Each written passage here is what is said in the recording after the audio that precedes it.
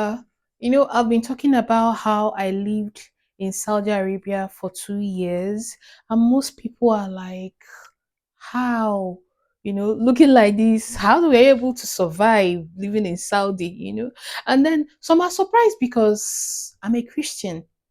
It's rare to see a Christian girl living in Saudi.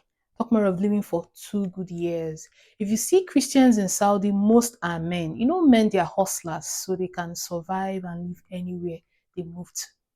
So it was really a rare situation.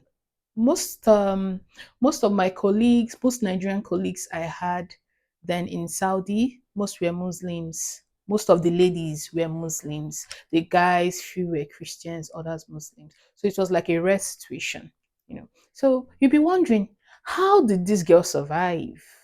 How were you able to wear your normal fine dresses and stuff like that? Well, the thing is, the notion or the things I heard about Saudi, it wasn't what I met when I went to the country. I was expecting to cover my face, cover these, wear the abaya all the time. I wore the abaya, but it was just because I loved the way it was stylish. And then if I wear a certain dress, like a sleeveless dress, I would wear abaya on top because I can't just expose my arms.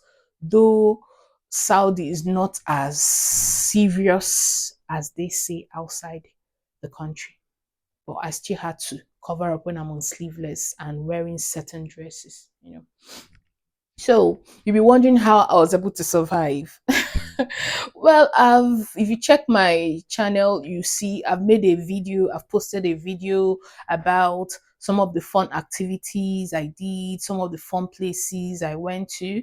Those activities and fun things, they kept me going because living abroad, not just Saudi, living abroad is so depressing. Like, people would have said that, you would have heard it somewhere. It's so depressing. Talk more of a Christian girl living in an Arab country, you know. But I survived. It wasn't that bad.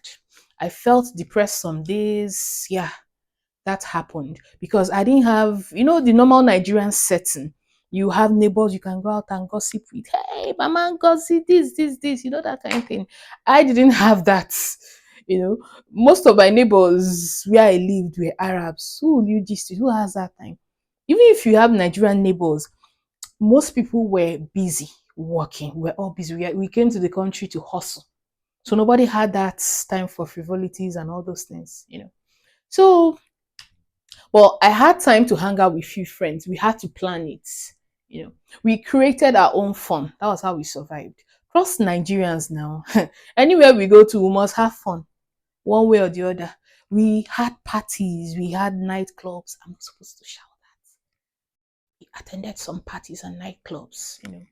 We had to book some houses. You can just book an apartment and have parties, kind of a club setting, and celebrate birthdays, plan outings, like very fun activities. Even colleagues, my colleagues at work, most Nigerian colleagues, we used to plan very fun activities then.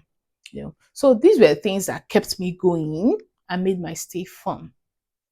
Another thing you need to note, if you want to live in Saudi and enjoy it and have something nice to see, you have to be legal. That's very important. You must have your ikama. Ikama is very important. That's your resident permit. Once your ikama is expired, or you're using a fake ikama, or you don't have ikama, just know that one way or the other, the police can stop you on the road someday. Let's say you're going out and the police is checking. Maybe you're in an Uber, they stop your Uber, they'll check your Uber man's ikama and they'll check yours. If you don't have, they deport you straight to Niger or straight to your country, wherever you are coming from. So this is one important thing. In short, not just in Saudi, any country you move to, make sure you're legal. That's how you enjoy your stay. That's how you have good things to see. If not, you'll be hiding. You will not have freedom like others. When people are going for night parties, you be careful. You don't want to go so the police will not catch you and all those things. So these are things that will make you enjoy your stay in any country. So this helped me to really enjoy my stay. You know, I had freedom to move to anywhere I wanted to move to. Yeah. So that's the thing. So which other part did I miss? Okay, another thing is if you're taking up a contract, for me, I got a job contract that was renewable every year. So I worked in Saudi for 2 years.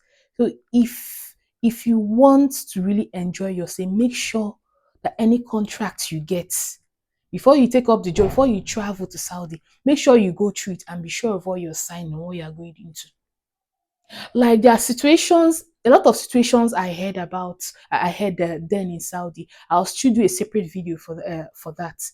Situations where people sign contracts to come in as nurses, and then you are coming in as, let's say, home care, but then you are like a maid.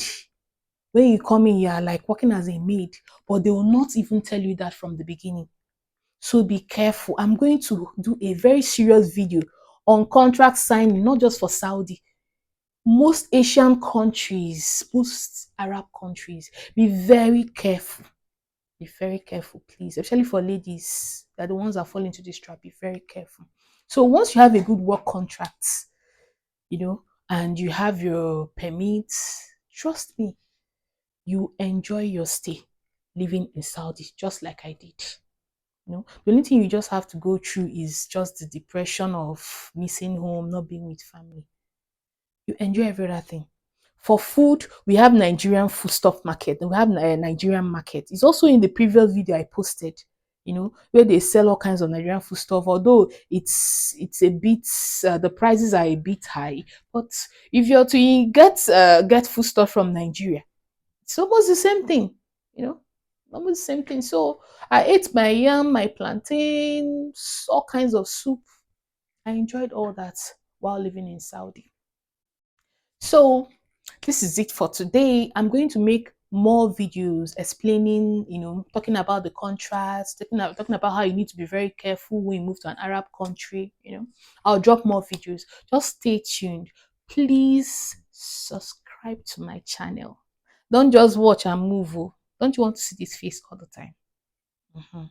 So stay back, subscribe, put on your notification. Once I post videos, please watch my videos to the end because I'm not boring. I always tell good gists. You can see I'm not boring. So please always stay tuned to my channel. And thank you for watching. Mwah.